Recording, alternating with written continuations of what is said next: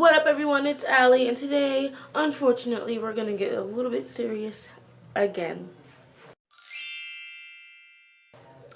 Okay, so for today's video, I have dealing with the loss of a parent. Now, unfortunately, back in 2013, I lost my dad, and it was very hard, and to this day, it's still pretty hard.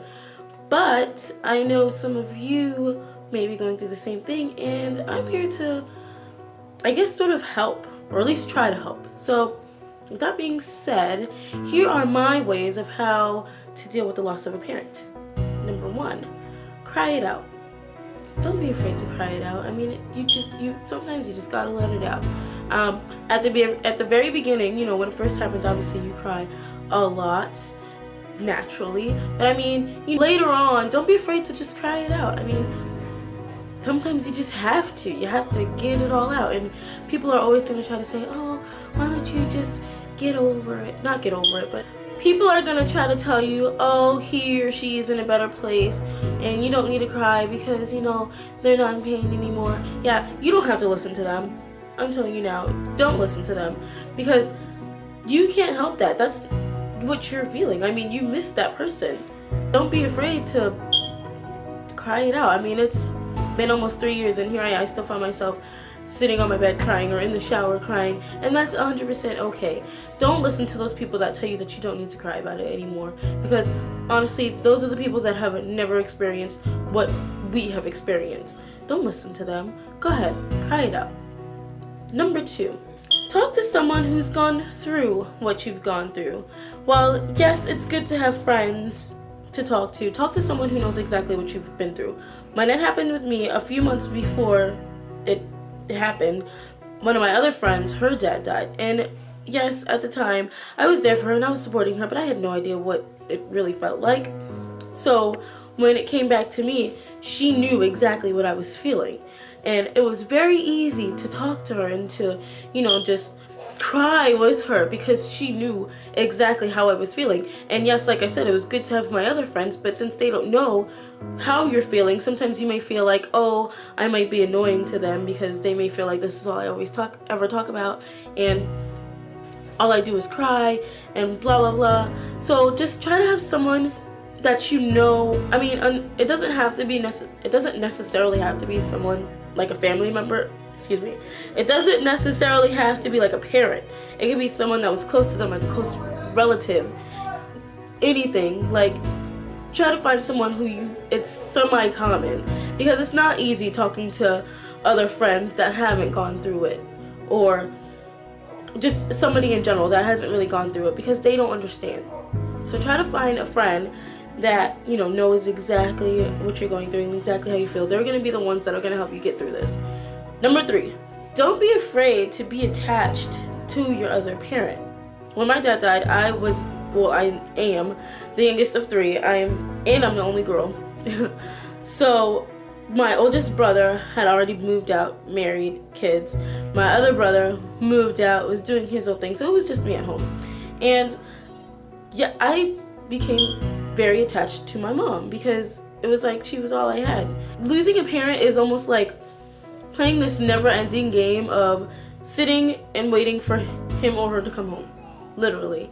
So I would attach myself to my mom. It would be like, you know, I know that he's not coming back. I need you to come back. And I would literally, like, if she went to work, she worked 8 to 5 or something, and by 6 o'clock, if she wasn't home, I'd like start to panic and freak out and get worried. I'd have to call her and be like, you know, hey, is everything okay? I was just wondering where you were. Got a little worried. That's okay. Honestly, it's fine. You get that attachment. While yes, I have somewhat calmed down from that, I do still have to hear from my mom like every day, because I don't know, it's just, I don't really know how to explain it, but like, it's like she's all I have. Like, I know that she's not literally all I have, but you know, when he died, I thought too, I was living with my mom still. I just fresh out of, well actually no, I wasn't fresh out of high school. It was like a year of college done. But I really grew attached to her. And you know, like I said, she'd go anywhere, if she wasn't back within the time that she said, I would have to call her, and I would get really anxious. I'd get kind of anxious. I'd be like, oh my goodness, she's not, you know, picking up her phone, or oh my goodness, she's not here.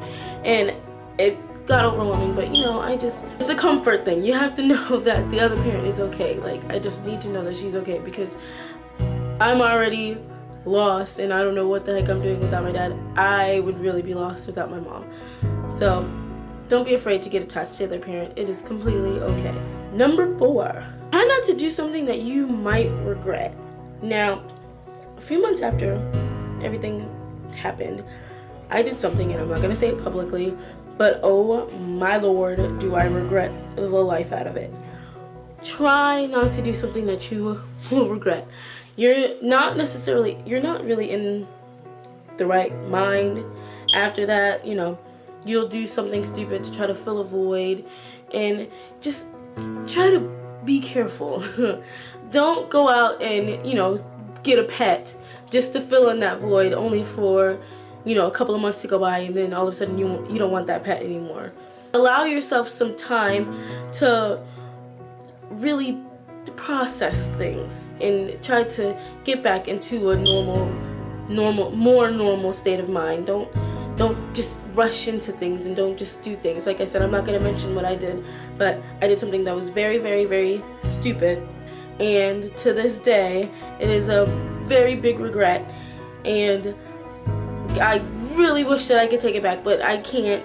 So just try to remember what's going on, and ask yourself these questions right before you do something.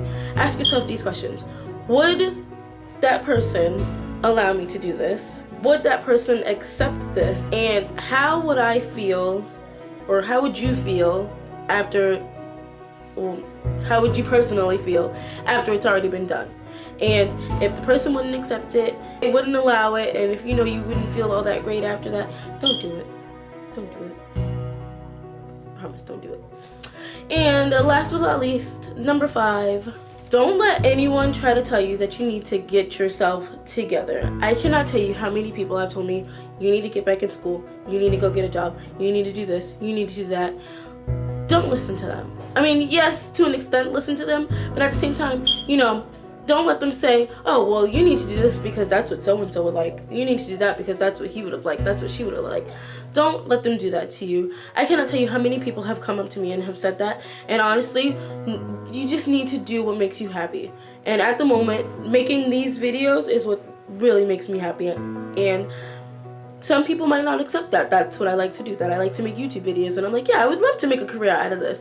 And people think, you can't make a career out of YouTube, like, and they think I'm crazy, and I'm like, no, this is something I really like to do. And you know, they're like, okay, well, whatever, you still need to go to school, you still need to do this, and like, yes, okay, that's a great idea, but don't let someone tell you that something that you like that you shouldn't do. Yeah, don't let them stop you from doing what makes you happy. Like I said, this is something that makes me happy, and I would love to make a career out of this, and I'm going to work my butt off to make a career out of this.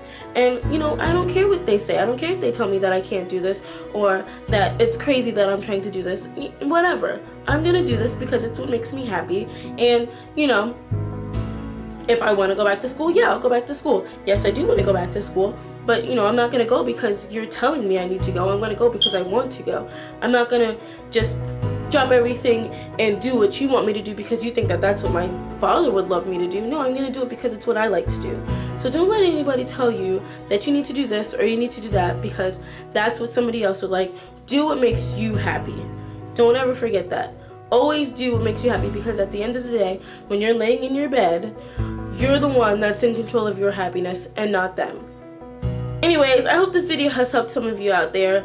It's really unfortunate to have to deal with this issue. It's not something that's easy to just get over. You know, it's going on 3 years later, and like I said, I still am a chicken without its head. I break down, not constantly, but I still have my moments where I just break down and I lose it, and that's okay. And don't let anybody tell you that that's not okay. It takes time, and you're the only person who is allowed to tell you that you're 100% done and okay with it. Nobody else has the control of that but you.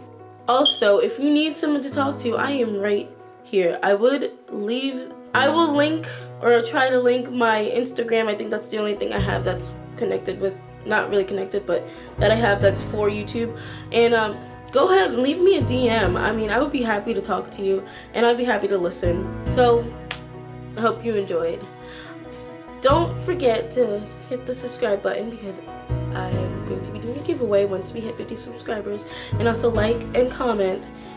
Hasta la pasta.